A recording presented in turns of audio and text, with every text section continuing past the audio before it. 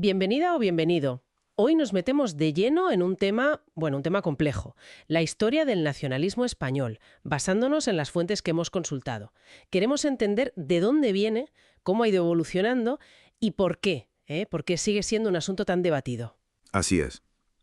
Vamos a ver cómo se fue formando esa idea de España como nación, las distintas corrientes que a veces chocaron mucho entre sí y los hitos que marcan ese camino, desde los reyes católicos hasta ahora. Es una historia, la verdad, con muchas tensiones internas. Explica bastante del presente. Y siempre la misma pregunta flotando, ¿no? ¿Qué es ser español? Las fuentes nos enseñan intentos muy diferentes de responderla. Desde la monarquía aquella de los Austrias, luego Cádiz, el siglo XX, en fin, vamos a desgranarlo. Pues si empezamos por el principio, lo que marcan las fuentes es la unión de los reyes católicos, siglo XV, como un punto de partida estatal, ¿no? Pero, ojo, que con los Austrias, hasta el 18 más o menos, se respetaba bastante la diversidad. Había distintos reinos, leyes, instituciones. No era algo homogéneo. Entiendo. Entonces, ¿cuándo empieza el cambio de verdad hacia algo más centralizado? Pues el gino fuerte, según vemos en la documentación, llega con los Borbones. Siglo XVIII, después de la Guerra de Sucesión. Y sobre todo, los decretos de Nueva Planta. Ahí sí que se impone un modelo. Bueno, más centralista, muy a la francesa. Se busca castellanizar la administración. Y es cuando el reino, oficialmente, se llama España. El patriotismo de entonces, claro, estaba muy ligado al rey, a la religión católica, a la Reconquista. Pero la identidad regional pesaba mucho. La gente era súbdita del rey, sí, pero muy de sus fueros, de sus costumbres. Concepto de nación con soberanía nacional, o sea, que el poder está en el pueblo, no solo en el rey. Eso irrumpe con la Guerra de la Independencia contra Napoleón. Y sobre todo, claro, con la Constitución de Cádiz, la de 1812. Ahí se intenta definir un ser español, ya moderno, ciudadano, liberal, frente al francés. Aunque, eso sí, con un fuerte componente católico todavía. Pero ese primer nacionalismo liberal como que no terminó de arrancar, ¿verdad? Las fuentes hablan de un fracaso bastante rápido. Sí, a corto plazo fue un fracaso, la verdad, por varias cosas que se mencionan. Volvió el absolutismo con Fernando VII, claro, pero también un analfabetismo enorme. Las ideas no llegaban. Y sobre todo, la reacción potentísima del tradicionalismo. Ahí entra el carlismo. Dios, patria y rey. Defendían los fueros, sí, pero rechazaban de plano la soberanía nacional. Para ellos, ser español era básicamente ser católico a ultranza. Y eso creó una división tremenda, casi dos Españas, que marcó todo el siglo XIX. Liberales en ciudades, tradicionalistas en el campo. Una fractura muy honda. Y esa fractura llega hasta el siguiente gran trauma, el 98, la pérdida de Cuba. ¿Cómo afectó eso a la idea de España? Fue un golpe brutal a la autoestima, una crisis de identidad tremenda. Y de ahí sale el regeneracionismo.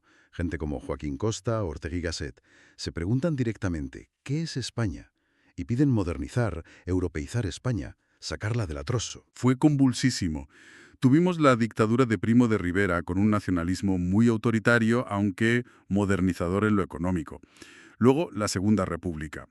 Intentó un nacionalismo democrático, republicano, laico, pero chocó otra vez de frente con el tradicionalismo. El tema del anticlericalismo fue clave para la tensión, según las fuentes. Y, mientras tanto, claro, surgía la Falange, ya con un modelo fascista, ¿no? Nacional-sindicalismo, panhispanismo, otro proyecto radicalmente distinto. Y llegamos al franquismo. Las fuentes lo llaman nacionalcatolicismo. Eso es, una mezcla, digamos, particular.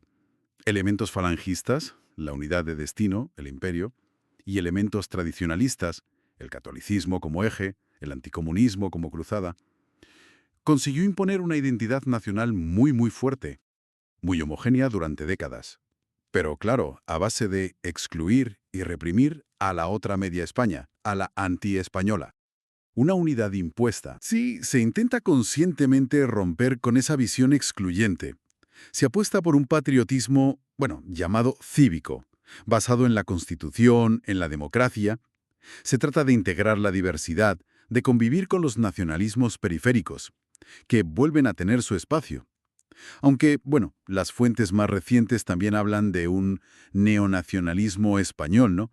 Ligado a Vox, que recupera símbolos y discursos más ultraconservadores, a menudo en choque directo con los nacionalismos periféricos y con algunos consensos de la transición. Entonces, si intentamos sacar una conclusión de todo este recorrido, de todas estas fuentes, ¿cuál sería la idea principal? Pues lo que parece claro es que el nacionalismo español, aunque pionero como Estado moderno, ha estado siempre eh, lleno de fracturas internas muy profundas.